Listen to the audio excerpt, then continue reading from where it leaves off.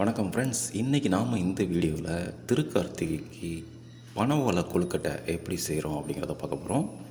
First கருப்பு எள்ளை வறுத்து எடுத்துக்கிடுறோம். அப்புறம் நாட்டு மண்டை வெல்லம் இதை இடித்து இதை நம்ம பாக தான் காய்க்க போகிறோம். அதில் கொஞ்சமாக தண்ணி ஆட் பண்ணி பாகு காய்க்கலாம். இது ஒரு பாத்திரத்தில் வடிகட்டி எடுத்துக்கலாம். ஏன்னா சின்ன சின்ன தூசி எதாக இருந்துச்சுன்னா அதை ரொம்ப பிடிக்கலாம்.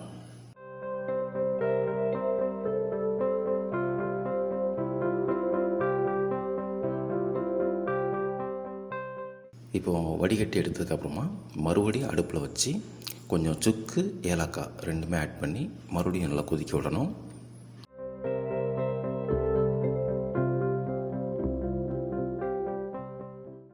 பாகு நல்லா காய்ச்சதுக்கப்புறமா நம்ம அந்த எள்ளு வறுத்து வச்சுருந்தோம் இல்லையா, அதையும் இது கூட ஆட் பண்ணிக்கலாம்.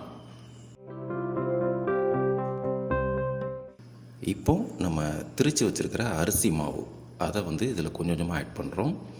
பாகு சூட்டில் இருக்கும்போது நம்ம அரிசி மாவு ஆட் பண்ணுறதுனால இந்த சூட்லேயே கொஞ்சம் ஓரளவு மாவு நல்லா வெந்துடும். கொஞ்சம் கொஞ்சமாக ஆட் பண்ணலாம். ஆட் பண்ணி அந்த லெவல் வந்ததுக்கப்புறமா இதை கிளறிக்கிடுவோம்.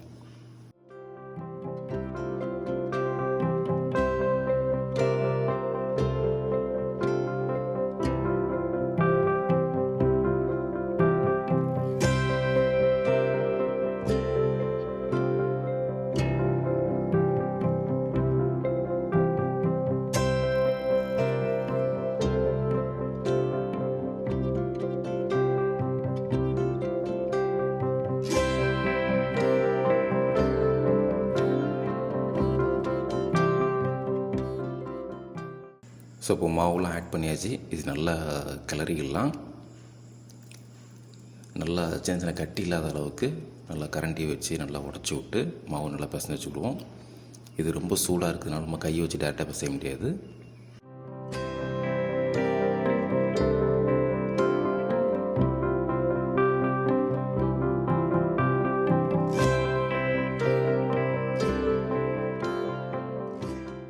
ஓகே, ஃபைனலாக மாவு இந்த மாதிரி தான் இருக்குது. இப்போ நம்ம இது கூட கொஞ்சம் நெய் சேர்த்துக்கலாம். மணமாகவும் இருக்கும், டேஸ்ட்டாகவும் இருக்கும்.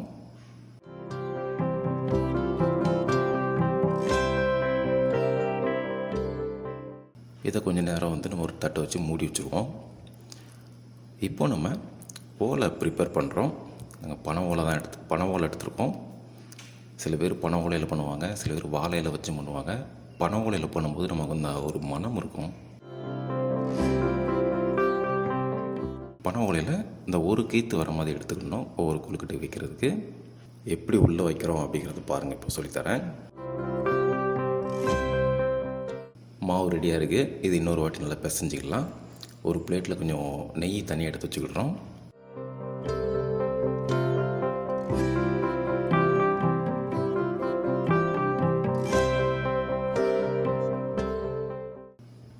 இப்போது இந்த பார்த்தீங்க இல்லையா, ஓலை இந்த மாதிரி தான் வச்சுக்கணும். ஓலையில் நெய்யை தடவிட்டு மாவை எடுத்து இந்த மாதிரி பட்டையாக பண்ணி வச்சுக்கிடுறோம்.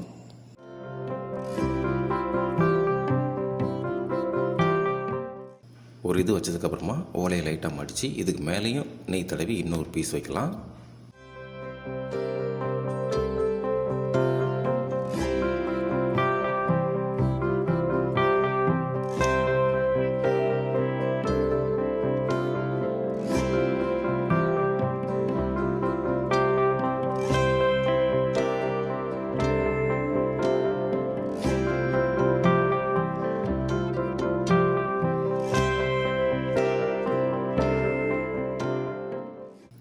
ரெண்டு வச்சதுக்கப்புறமா ஓலையை மடித்து அதை கட்டி வச்சிட வேண்டியதுதான். நம்ம ஓலையில் நெய் சேர்த்து பண்ணுறதுனால அந்த ஓலையில் வரும்போது அந்த ஒரு மணமும் நல்லாயிருக்கும், சுவையும் நல்லாயிருக்கும். இந்த மாதிரி ஒரு முடி போட்டு கட்டி வச்சுக்கிடுங்க.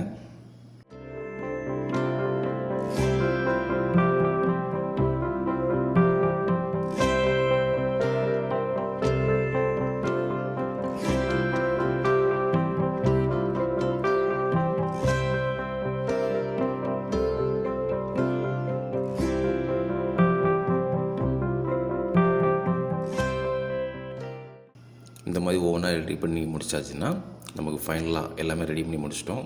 ஓலையில் வச்சு எல்லாத்தையும் கட்டி வச்சாச்சு.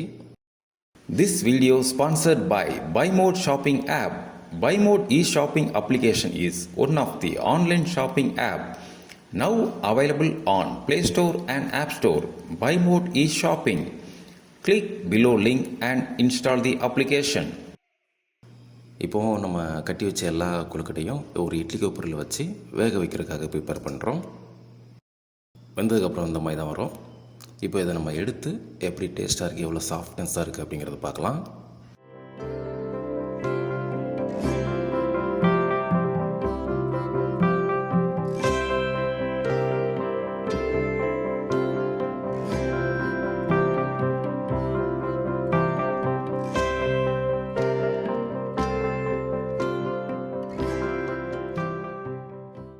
நம்ம நெய் அப்ளை பண்ணியிருக்கிறதுனால அந்த மனமே நல்லா இருக்குது. பாருங்கள், நல்லா வெந்திருக்கு, சாஃப்டாகவும் இருக்குது. சாப்பிட்டு பார்க்கும்போது உங்களுக்கு நல்ல டேஸ்ட்டாகவும் இருந்துச்சு. நீங்களும் இந்த மாதிரி ட்ரை பண்ணிவிட்டு உங்களோட எக்ஸ்பீரியன்ஸை கமெண்ட்டில் மென்ஷன் பண்ணுங்கள். தேங்க்ஸ் ஃபார் வாட்சிங்.